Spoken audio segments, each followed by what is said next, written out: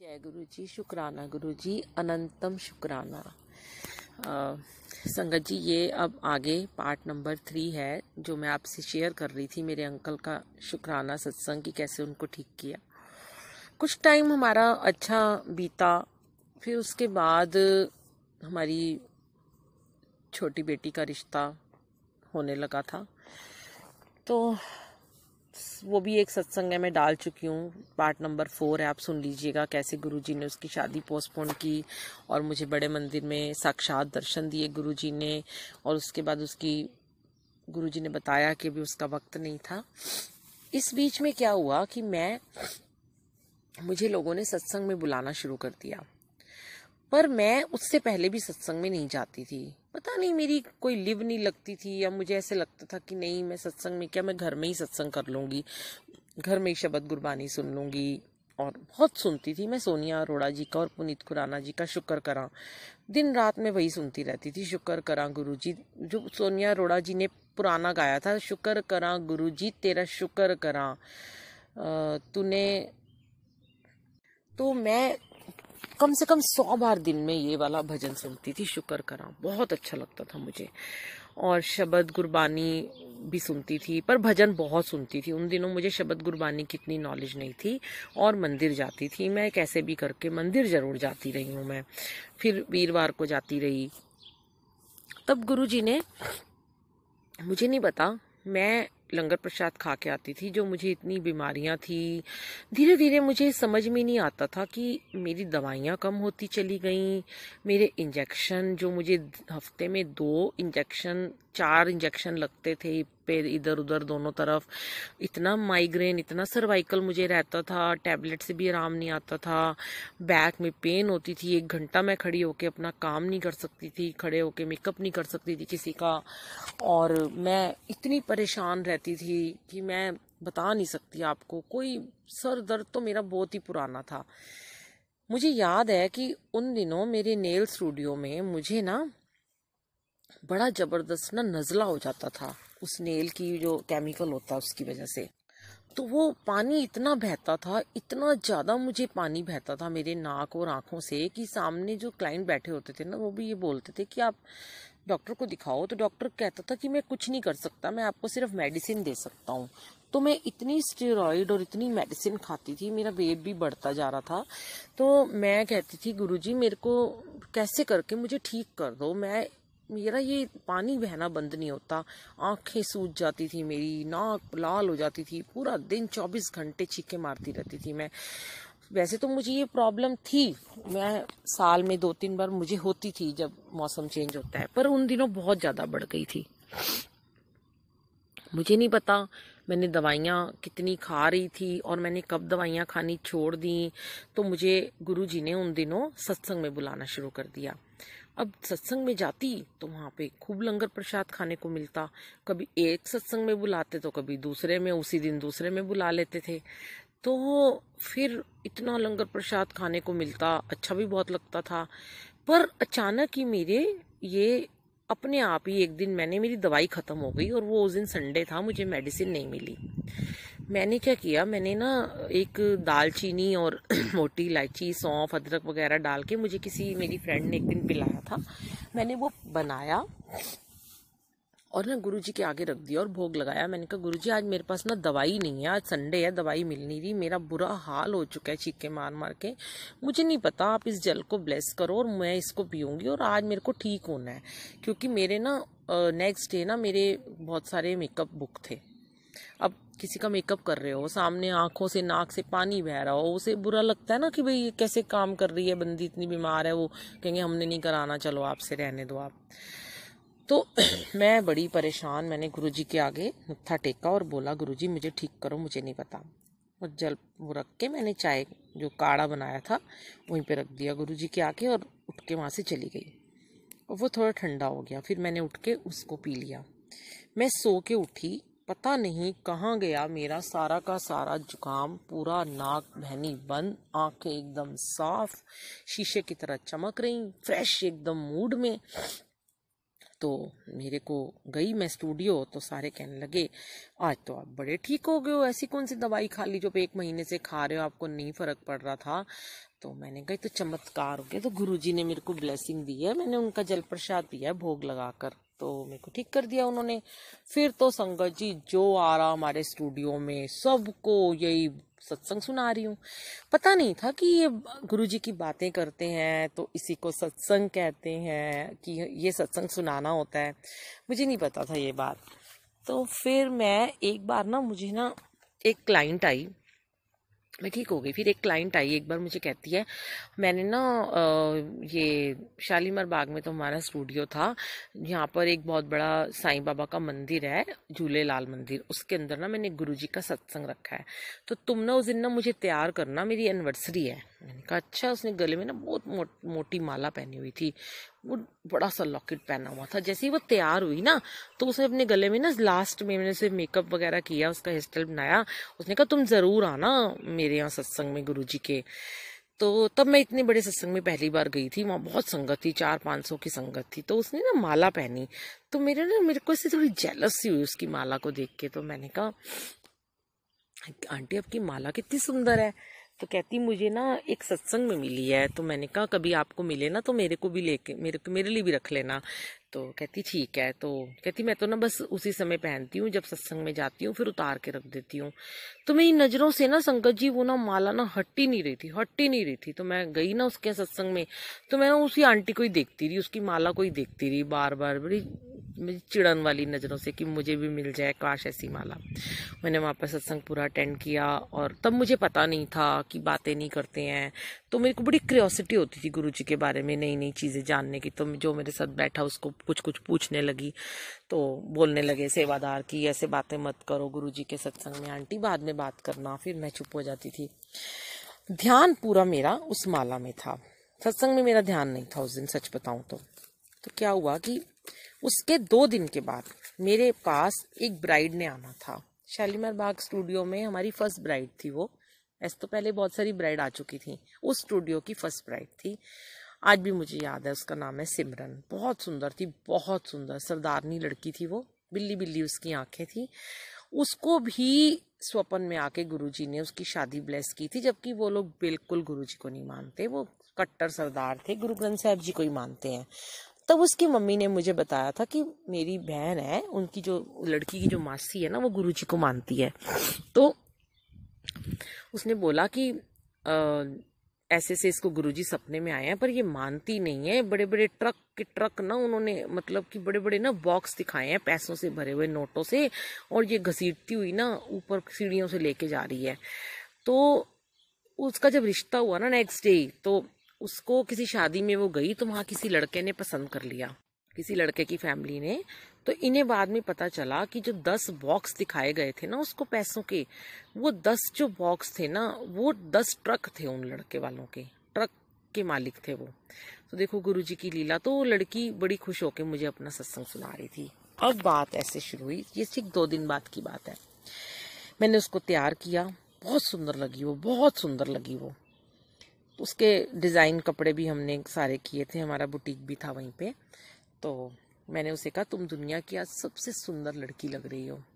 तो संगई जब वो आई ना, तो उसके गले में ना एक माला थी, बड़ी सुंदर, एक गोल्डन से कलर के, डल गोल्डन कलर के क्रिस्टल मोती, और उसके अंदर ग्रीन कलर का गुरुजी का स्वरूप, जिसमें साइड में पूरे डायमंड जैसे नग लगे हुए थे। तो मैं इसको तैयार करने लगी, तो मैंने उसकी माला को देखा, तो मुझे वो माला याद आ गई 2 दिन पुरानी। मैंने कहा वाह बेटा तेरी माला कितनी सुंदर है ना, ये किसने दी तेरे को। तो कहती है आज जब चूड़ा चढ़ा है ना सुबह, तो मेरी मासी ने ना लाके ना मेरे गले में डाली आंटी। पर जहाँ मैं जा रही हूँ ना, वो लोग ना गुरुजी को तो मानते नहीं है, और मैं भी अभी अभी इतना मानती नहीं हूँ। बस मुझे एक दिन सपने में गुरुजी आए थे, ये माला ना उन्होंने मुझे पहनाई है, आप मुझे तैयार करो, और उसके बाद ना ये माला ना मैं आपको पहना के जाऊंगी। ओ माय गॉड, मैं तो इतनी खुश। और उस दिन मैंने दिमाग में पूरी नजर मेरी उसके गले की माला पे, उसने वो माला नहीं उतारी जब तक मैं उसका मेकअप करती रही। इतनी सुंदर उसको तैयार किया गुरुजी ने। मैं कहूँ गुरुजी आप ही इसे तैयार करोगे, क्योंकि अब तो आपकी ये माला आज मुझे मिलने वाली है। जैसे होते किसी बच्चे को कहते हैं ना, तू ये काम कर ले तो तुझे मैं तुझे प्राइज दूंगा, तेरे को गिफ्ट दूंगा, तू ये तेरा काम अच्छा होगा तो मैं तुझे ये वाला गिफ्ट दूंगा।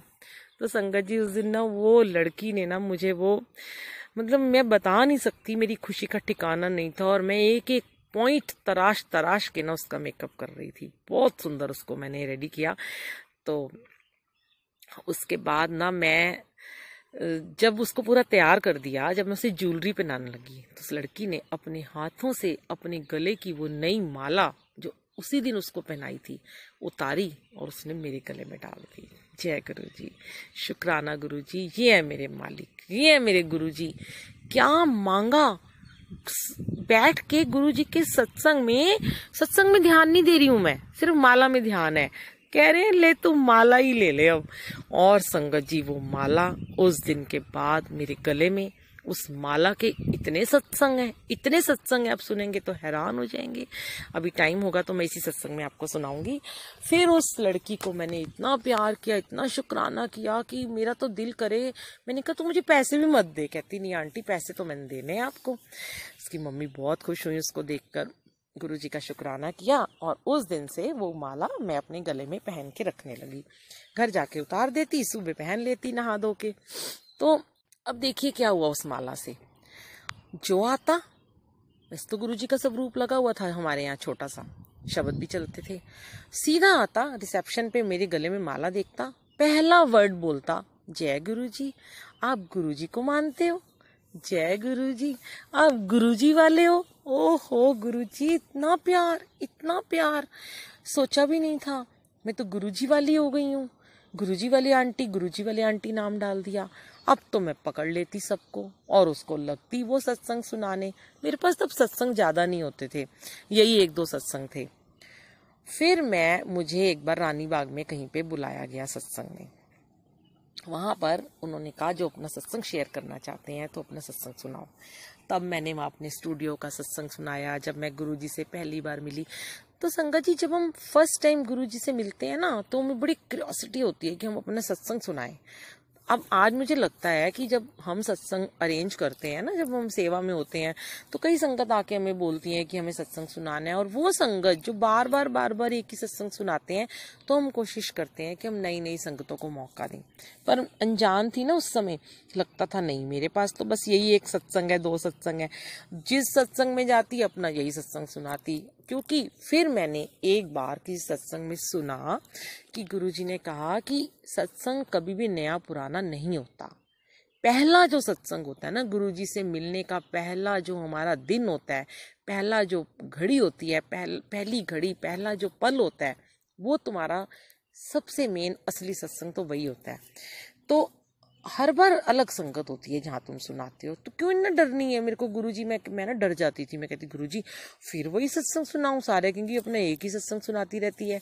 तो गुरुजी मुझे कहते तू इतना डरती क्यों है, चल खड़ी हो सुना सत्संग, मैं कह रहा हूँ ना सुना। खड़ा कर देते गुरुजी मेरे को। और धीरे धीरे धीरे धीरे जब मैं और सत्संग अपने अंकल का सुनाने लगी, ये बच्ची का सत्संग माला वाला सुनाने लगी गुरुजी की, तो संगत कहने लगी बार बार बुलबुल आंटी अपना सत्संग शेयर करो, बुलबुल आंटी अपना वो वाला सत्संग शेयर करो। पढ़ते ही चले गए शुक्राने गुरु महाराज के। और फिर लोग बुलाने लगे, आओ आंटी आपका सत्संग सुनना है हमें, आप बहुत अच्छा सत्संग करते हो। मतलब इंतज़ार रहता सबको कि मैं जाती हूँ तो जहाँ भी की आंटी का सत्संग सुनेंगे। तो ये मेहर जो है, ये गुरु जी ने की, ये कृपा की, मेरे गुरु महाराज जी ने इतनी कृपा की। अनंतम अनंतम अनंतम शुक्राने मेरे मालिक के। ऐसी कृपा गुरु जी सब पे बनाए रखना। इतनी ब्लेसिंग दी गुरु जी ने, इतनी ब्लेसिंग दी, दुख सुख सब आते रहे। इस जीवन के चक्र हैं, चलते ही रहेंगे। ये दो पहिए हैं गाड़ी के, इनसे घबराना नहीं है। मेरी तो बहुत परीक्षा है, देखो आज भी ले रहे हैं। 4 महीने से यूएस में बिठाया हुआ है, बहुत लड़ी, बहुत रोई, भेज दो वापस भेज दो। 2 महीने के लिए बुलाया था महाराज, इतना झगड़ा किया, इतना रोई, कॉफी पिलाई गुरुजी को, चाय पे बुलाया, पार्क में बैठ जाती हूँ जाके, ऊपर से प्लेन जाता है उनको देखती रहती हूँ। और फिर एक दिन रोना बंद करवा दिया। फिर ऐसे ऐसी संगतों के सत्संग सुनाए जो कभी नहीं सुने थे, और उसमें यही कहा गया कि तुम्हारा वक्त नहीं आया। फिर मेरे बेटे ने, छोटे से बच्चे ने मुझे बोला कि आप आ जाते इंडिया तो आप घर बैठने वालों में से नहीं थे मम्मी, आप अपनी संगतों के पास जाते, आपको कोरोना हो जाता।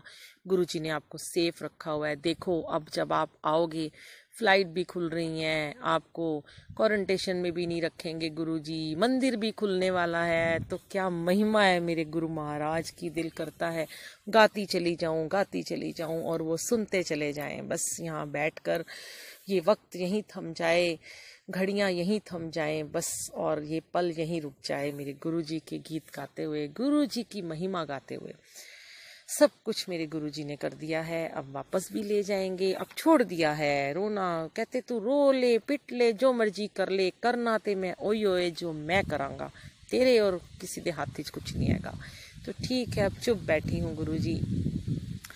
जहाँ ले चलोगे वहाँ मैं चलूंगी, जहाँ आप रख लोगे मेरे गुरुजी, जहाँ आप रख लोगे वहीं मैं रहूंगी, जहाँ ले चलोगे वहाँ मैं रहूंगी। जय गुरु जी। अपनी ये वाली माला का सत्संग सुनाऊंगी नेक्स्ट पार्ट में। शुक्राना गुरु।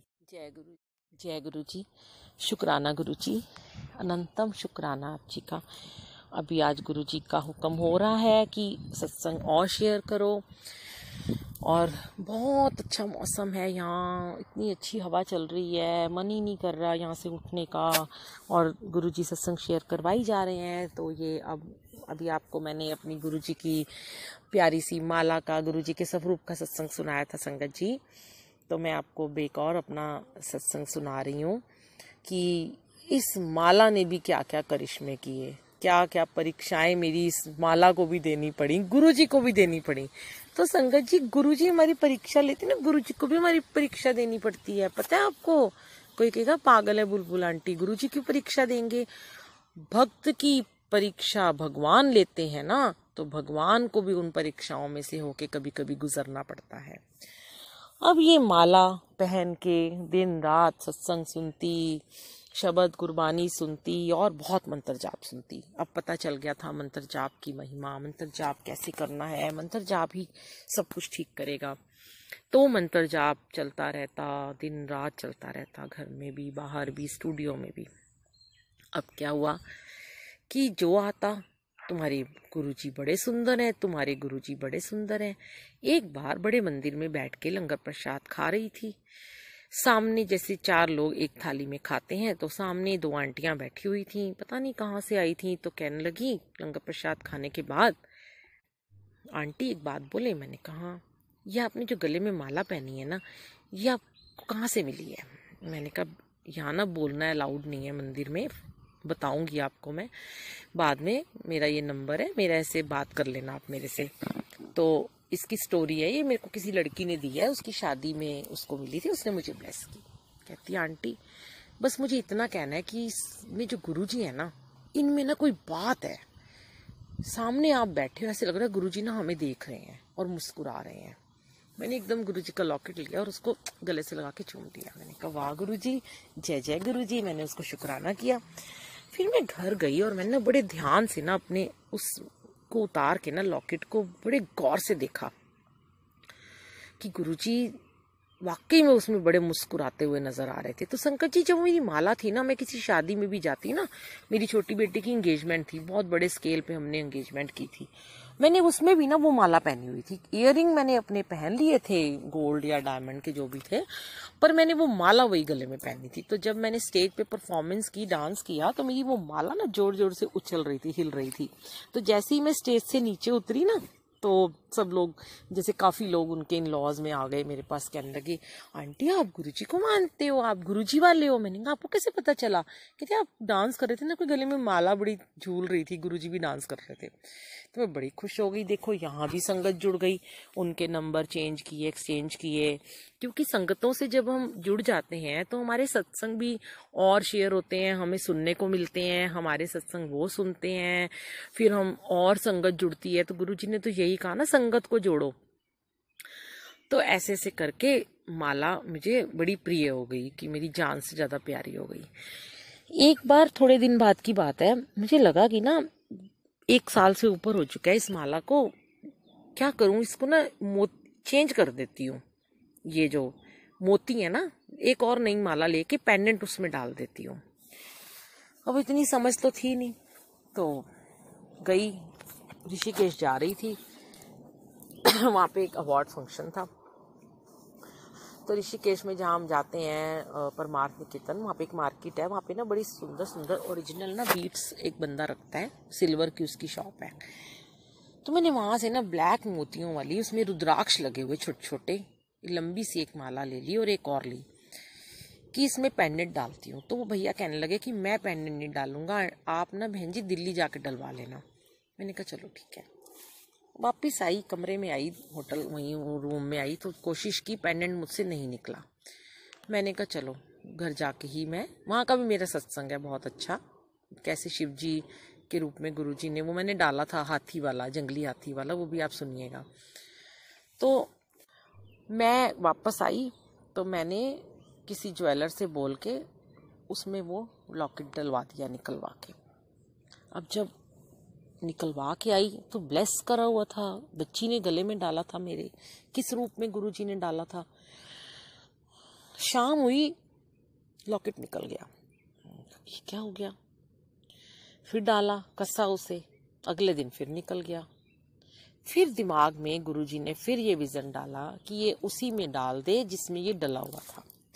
फिर एक जगह जा रही थी एक दिन उत्तम नगर अपनी जेठ जी के यहाँ, तो ध्यान आया कि वो सामने ही ज्वेलर नजर आया अभी रास्ते में। तो वहां से मैंने बोला कि भैया इस माला का लॉकेट निकाल के इसमें डाल दो, इसका ना कुंडा टूट चुका है, पर ना मुझे ये इसी में डलवाना है। तो बोला कि बड़ी उसने कोशिश की, वो नहीं डला। कहता है आंटी मैं ये कर सकता हूँ कि मैंने इस किसी धागे में बांध बूंद के ना इसमें फिक्स कर देता हूँ, ये कभी निकलेगा नहीं। मैंने कहा धागा तो टूट जाएगा। कहता नहीं टूटेगा। मैंने कहा चलो तुम जैसे मर्जी कर दो, मुझे ये लॉकेट ही इसमें ही चाहिए। तो उसने संगत जी कर करा के ना, उसने उसको पक्का करके ना धागे, पता नहीं बड़े सारे धागे बांध के ना, उसने ना उसके अंदर ना वो माला को बांध दिया। अब मैं फिर खुश हो गई, मैंने वो माला अपने गले में डाल ली, बड़ी तसल्ली मिली, शांति सी मिली कि अरे क्या नए नए मोतियों में डालने चली थी, जब गुरुजी को ही नहीं मंजूर है इस माला से निकलना। पर वो धागा थोड़ा बुरा सा लग रहा था। मैंने कहा कोई बात नहीं, गुरुजी तो है ना विराजमान, हो गए हैं इसी माला में। अब इसके बाद बात आई गई हो गई, ठीक है, रोज वही माला पहनने लगी। अब हमने कुछ टाइम के बाद गुरुजी ने कुछ लीला रची या कौन से कर्म थे कटवाए कि शालीमार बाग का स्टूडियो किसी को दिलवा दिया, बेच दिया उसे। कुछ प्रॉब्लम हो रही थी, नहीं देख पा रही थी और सिर्फ बुटीक देखना चाहती थी, तो रानी बाग में एक बुटीक की जगह दिलवाई। बहुत अच्छा रोड पे था, चलने लगा, गली में लोग आते जाते, गुरुजी का बहुत बड़ा स्वरूप लगाया, वहाँ बहुत सत्संग होते थे, सबको पता चल गया, आंटी भी गुरुजी को मानती हैं, तो सत्संग में लोग मुझे बुलाने लगे। उन दिनों की बात है कि एक लेडी है, मतलब लेडी आंटी बोलूंगी मैं उसे, वह ना हमारे स्टूडियो में आई और आके मुझे कहती है, मेरे साथ जो लड़की कुलीग काम करती थी, हमें कहती है कि इसी तुम्हारी गली में ना मैं ना एक ज्वेलरी का ना एक छोटा सा शॉप खोलना चाहती हूँ, पर ना मुझे थोड़ी अंदर को दिखाई दे रही है, तुम वहाँ चलेगी नहीं, तो तुम अपनी इस स्टूडियो में, बुटीक वाले में, मुझे कॉर्नर एक छोटा सा अपना दे दोगे आप, मैं आपके यहीं पे ज्वेलरी का स्टॉल लगा लूँगी, आप मुझसे रेंट ले लेना। बहुत कम रेंट था उस शॉप का। तो मेरे मन में लालच आ गया, मैंने कहा चलो ठीक है, आप मुझे 10,000 दे देना। कहती है कि बहुत ज़्यादा है। मैंने कहा नहीं, इससे कम नहीं होगा। कहती चलो। वो मान गई, अचानक से, पता नहीं कहाँ से आई थी वो। फिर ना थोड़ी देर वो मेरे पास बैठी रही, सामने आमने, मैं टेबल के इस तरफ थी, वो सामने थी। तो संगत जी वो मुझे ना मेरी माला को देख के गुरुजी को कहती है कि आपको पता है मुझे ना गुरुजी ने ना बहुत ब्लेस किया है। मैंने कहा अच्छा जी, शुक्राना गुरुजी। फिर अपना कुछ सत्संग सुनाने लगी कि मेरी ऐसे ऐसे शादी नहीं हो रही थी, पता नहीं क्या था, मेरी री मैरिज हो रही है, ऐसे वैसे करके अब मेरी शादी होने वाली, बहुत अच्छी जगह गुरुजी ने ब्लेस किया है। फिर बात करते करते कहती है कि आंटी आप एक बात मेरी मानोगे? मैंने कहा क्या? कहती है आप ना अपना ना ये गले का ना माला और लॉकेट उतार के ना मुझे दे दो। मैंने कहा क्यों? मैंने इतना लॉकेट को ना अपने हाथ में छुपा लिया। मैंने कहा क्यों, ऐसे क्यों बोल रहे हो आप? मुझे बड़ी ना उसकी तरफ से ना बहुत नेगेटिविटी आई कि पहली बार अंदर आई है, पहली बार बिजनेस की बात कर रही है। आते हैं लोग लॉकेट की तारीफ करते हैं गुरुजी की, गुरुजी को कोई ऐसे मांगता तो नहीं है। तब मैंने उसे कहा कि ये तो मैं नहीं दे सकती आपको, और कोई लॉकेट चाहिए तो मैं कहीं से लाके दे दूंगी। कहती आंटी और तो मैं भी ले सकती हूँ, पर ना मुझे यही वाला लॉकेट चाहिए। पता नहीं संगत जी कौन से कर्म फिर कटवाने थे गुरुजी ने, क्या लीला थी उनकी कि उसको भेज दिया और बोला कि तू उससे लॉकेट मांग ले। अब मैंने उसको कहा कि आप जाइए यहाँ से, आप कल आके बात करना, मैं भी अपने घर में बात कर लूँ कि हमें काम करना है कि नहीं करना। कहती मैं तो पेपर भी बनवा लाई हूँ। उसके बाद उसे लगा मैं थोड़ी गुस्सा हो गई हूँ। कहती अब बुरा मत मानो, अच्छा मैं जा रही हूँ। मैं चली गई। तो मेरे साथ जो लड़की कुलीग थी, मैंने उसे कहा अन्नू ये ना मेरे को सही नहीं लग रही, तू जरा ना इसको चेक कर, ये है कौन? बड़ी नेगेटिव सी बंदी लग रही है, कुछ खुराफाती सी है, कुछ सोच समझ के आई है, हमारे पे कुछ करने वरने तो नहीं आई है। तो अगले दिन ना शाम को ना क्या कहते हैं, वह फिर आ गई। आते ही कोई काम की बात नहीं, कुछ नहीं, मुझे कहती ये लो 10,000 रुपए ले लो रेंट के, अगले हफ्ते से काम शुरू करेंगे, ज्वेलरी लाके यहाँ लगा दूंगी। मैंने कहा अभी मत दो मुझे पैसे, कोई कागज वागज लिखा पड़ी तो कर लो। कहती है अरे नहीं आंटी आप तो गुरुजी वाले हो, आप तो गुरुजी को मानते हो, इसमें क्या लिखा पड़ी करनी है? मुझे ना आप पे ना बहुत ज्यादा विश्वास है, भरोसा है, आप मेरे साथ दगा नहीं करोगे, आप ये पैसे तो पकड़ो एडवांस।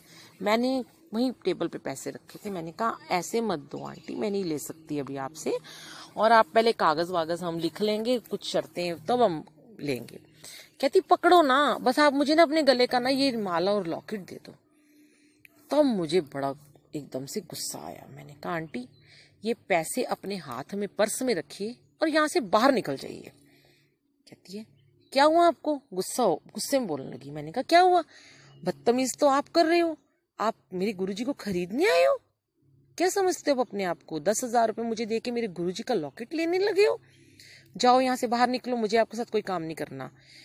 मैं तुम्हें देख लूंगी, मैं तुम्हें देख लूंगी, तुम्हारे साथ अच्छा नहीं होगा। मैं भी गुरुजी को बहुत मानती हूँ, देखना गुरुजी तुम्हारे साथ अच्छा नहीं करेंगे, मैं भी गुरुजी की बेटी हूँ, और देखना तुम्हें इसके सजा भुगतनी पड़ेगी, ये होगा वो होगा, ये गुरुजी तुम्हारे पास रहेंगे ही नहीं, देखना।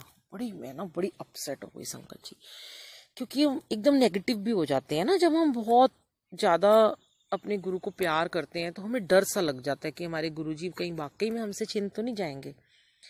मैं ना रोने लगी। हमने फटाफट शॉप बढ़ाई और मैं घर आई और मैंने गुरुजी को मत्था टेका और मैंने बहुत अरदास की और रोई। अपने अंकल को बोला मेरे गुरुजी मुझे छोड़ तो नहीं देंगे, और एक और 2-3 सेवादार अंकलों को फोन करके बोला।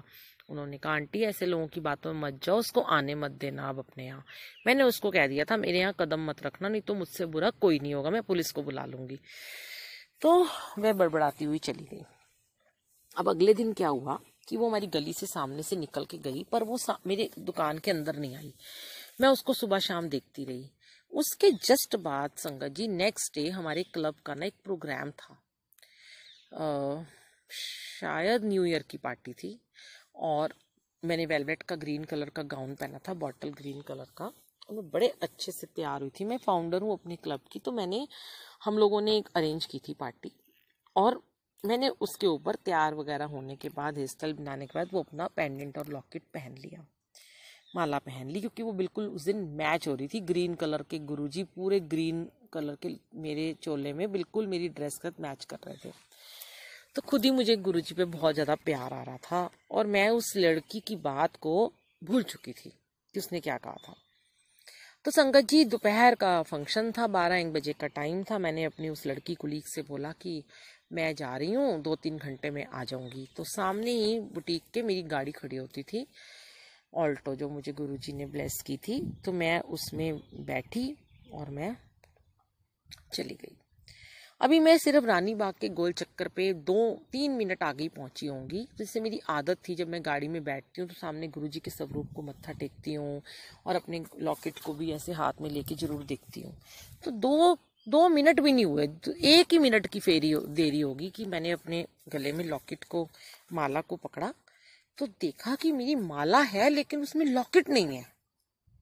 मेरी तो जान निकल गई। एक पल में मुझे उस औरत का ख्याल आ गया। मेरे दिमाग में इतनी सारी बातें, इतनी नेगेटिविटी कि भाई इस बंदी ने मेरा लॉकेट ना हिप्नोटाइज करके ले लिया। और मैं कह रही हूँ कि मैंने खुद पहना है, मैं भूल नहीं सकती। कहाँ गया वो लॉकेट? मैंने तुरंत गाड़ी साइड में लगा के अपनी उस लड़की को कॉल किया कि देखना अन्नू, वहाँ मेरा लॉकेट तो नहीं गिरा गुरुजी का। उसने सारा ढूंढा, कहती नहीं। मैं गाड़ी मोड़ के वापस आई, वहां थोड़ा जाम लगा हुआ था तो मुझे 10 मिनट और लग गए। उस लड़की ने सारे कपड़े वपड़े हटा के देखा, मैंने गाड़ी लगाई, मैं वापस अंदर आई। मेरा मूड पूरा खराब हो चुका था और मैं रोए चले जा रही थी कि मुझे फोन आ रहे थे कि तुम फंक्शन में आ जाओ, हम फंक्शन शुरू करें। मैंने कहा अभी मुझे टाइम लग जाएगा, मेरी कोई बहुत इम्पोर्टेंट अनमोल चीज खो गई है, मैं पहले ढूंढ लूं फिर आऊंगी। तो संगत जी, मैं अपना ढूंढना शुरू किया। हमने सारे कपड़े इधर उधर सब जगह कर दिए। और उस लड़की ने बोला कि मैम जब आप बाहर निकले थे आपके गले में लॉकेट था। तो मैंने कहा कि मैं गाड़ी में बैठी हूँ, गाड़ी में भी ढूंढ लिया, गाड़ी से उतर के सीट के नीचे, कहीं नहीं मिला। बहुत रो रही, गुरुजी मेरा लॉकेट खो गया, गुरुजी मेरे से छिन गए, गुरुजी मुझसे दूर हो गए, मेरे गुरुजी वो ले गई आपको मुझसे दूर।